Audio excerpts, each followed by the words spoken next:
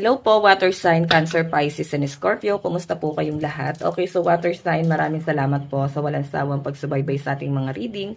And kung ikaw ay bago pa lang sa ating channel, mag-subscribe na po kayo. And i-click mo na rin yung ating notification bell para lagi kang updated sa ating mga bagong upload, okay? So, pasensya na guys, hindi ako nakagawa kahapon ng daily kasi grabe talaga yung ubo ko. Halos hindi ako makapagsalita. So, ngayon medyo minamalak lang ako guys. Inom lang ako ng ano. Ayan, sa labat. Para makapagsalita ng maayos, okay? So, water sign. Tignan natin, gabay kapalaran mo. Gabay kapalaran po ni water sign, Cancer, Pisces, Scorpio. Meron tayong The Magician. Okay, so water sign, nakikita ko na parang abala ka. Or magiging abala ka sa mga susunod na mga araw.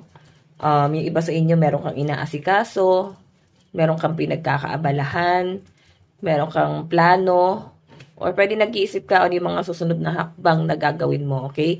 Kumbaga, mabilis kang ma-frustrate, mabilis kang ma-bored, so I think, nag-iisip ka ano ba yung mga susunod mong gagawin. Ganon. So, tingnan natin water sign. Ayan. Nalalaglag kasi yung bracelet dito sa ano. Okay, so water sign, meron tayong 3 of Swords. Ayan, pilit kinakalimutan ng mga water sign ng mga hindi magagandang nangyari sa buhay nila, mga masasakit na nangyari sa buhay nila, mga betrayal, conflict. May nakakita rin ako dyan, water sign. Parang na-involve ka sa third party. Okay, so yung iba sa inyo pwede ikaw yung third party. Parang binigay naman lahat sa'yo ng person mo. Yung iba naman sa inyo guys, pwedeng ikaw yung legal. Pero lumalabas parang ikaw na yung third party ngayon. 5 of Swords. May nakikita akong maghinay-hinay ka lang sa trabaho. Kasi baka guys magkaroon ng conflict dyan sa work mo. Yung tipong gusto mo lang makatulong, gusto mo lang gawin ng maayos yung trabaho mo. Baka kasi guys, mali pa yung magawa mo. Okay? Baka hindi mo guys ina-expect hindi maganda yung magiging resulta or pwedeng hindi lang sinasadya na baka meron kang masira, ganon. Okay, na hindi mo guys sinasadya. Okay, so tignan pa natin, water sign. Okay.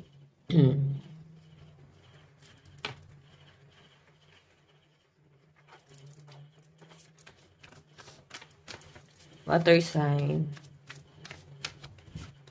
Meron tayong the World. Okay, so siguro may nangyari na naman guys na problema. Meron sigurong gusto mag-travel sa inyo. So, na-stress ka ngayon pa lang no iniisip mo. Parang gusto nitong mga to, ikaw yung umayos ng gulo nila. Parang ganyan. So, may nakikita ko dito guys, pwedeng hihingi ng tulong sa inyo. Pero, ayun nga. So, kung hihingi man sila ng tulong sa inyo, water sign, ang feeling ko kasi, hindi naman sila nakatulong talaga sa inyo noon. Okay? Pwedeng nakagawa sila ng masama sa inyo. So, I think iniisip mo dito, or babalansin mo, bakit mo sila tutulungan? Okay? May nakakita kasi ako dito, guys, magbabiyahe. Pwedeng nagkaroon ng gulo, gusto magbiyahe sa inyo. So, nasasagap ko dyan, water sign. Parang, siguro ilibangin mo na yung sarili mo. Huwag mo na lang masyadong ipasok yung sarili mo sa problema na to. Okay? Tama tong ginagawa mo. Focus ka na lang sa source of income mo. Kasi may gulo dito na paparating sa inyo. Okay? Or pwedeng bibisita sa inyo. Tapos gulo lang ang idudulot sa inyo to. Ayan.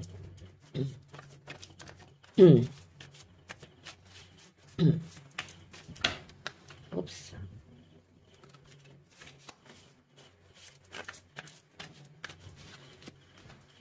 The Devil, diba?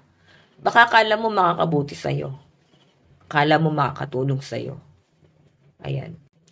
Pwede rin naman water sign, akala mo okay ka na, naka-recover ka na, nagkaroon na guys ng kapatawaran. Pero, paulit-ulit lang guys yung cycle. Okay, kasi ayun, akala naka-recover na dun sa problema. Okay, akala nyo tapos na, wala nang heartbreak, wala nang problema, hindi ka na nasasaktan. Pero sa nasasagap ko dito, water sign, hindi pa tapos to. Okay? Kung ipagpapatuloy mo na papasukin to sa buhay mo, magiging toxic na naman yung buhay mo. Gugulo na naman yung buhay mo. Ayan. Tignan natin guys, ano yung sino to mga makakadil mo na to.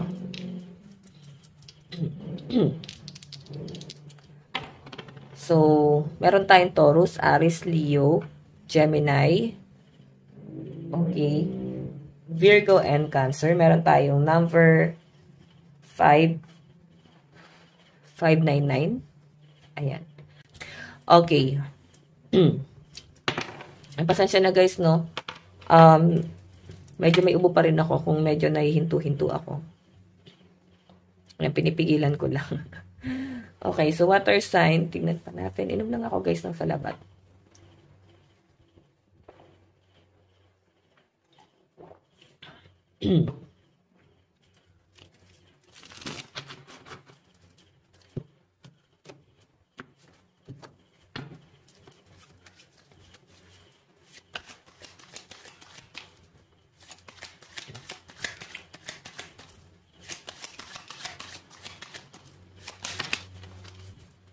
Meron tayong the High Priestess.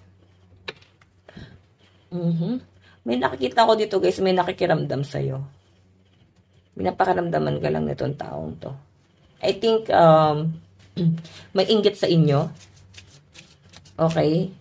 Pinagmamasdan ka lang, pinakikiramdaman. Ayan. And kung makita mo na dyan yung The Magician.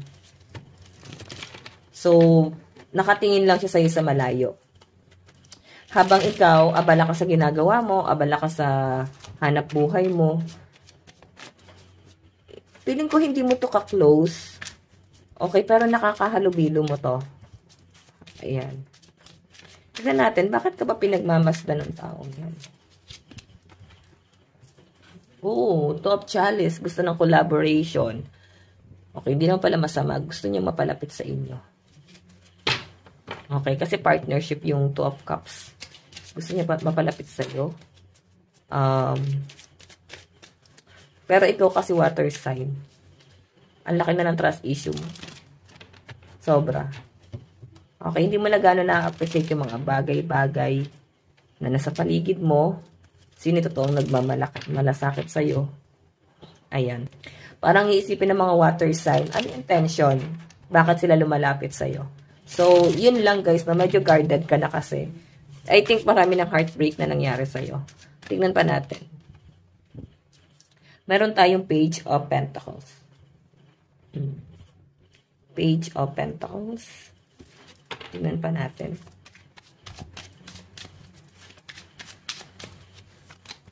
Meron tayong The Chariot. Okay, so water sign. Etong Page of Pentacles, may bagong opportunity or pwedeng blessing na paparating sa'yo. Biglaan to guys, no? So, I think, kung hindi mo siya igagrab agad, parang mabilis lang siya dadaan sa buhay mo.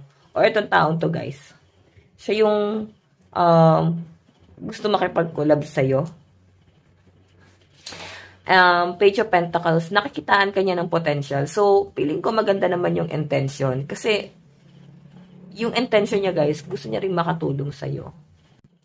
Okay, so Page of Pentacles naman, yun nga lang guys, maliit pa lang yung pwede niyang iambag sa'yo. So, parang ganito water sign, kailangan mo muna siyang tulungan para mas matulungan ka niya. So, yung opportunity sa'yo pa rin manggagaling yon. Tingnan natin ano naman ang advice mo. So, ikaw ang mag-isip dito, water sign, kung dapat ba, tama ba. Advice, meron tayong your bold side. Make the first move. Okay, so kung hindi mo guys trip, hindi mo pa feel yung taong yan, sabihin mo na sa kanya agad, no? Or iprangka mo agad siya, guys. Kung una pa lang, meron na siyang ihilinging na demand sa'yo, sabihin mo na agad. Okay? So, guys, lucky number mo, 34 and 40. Ito lang po ang inyong reading. Ito lang po ang inyong reading. Bukas po ulit. God bless and love you all. Bye-bye.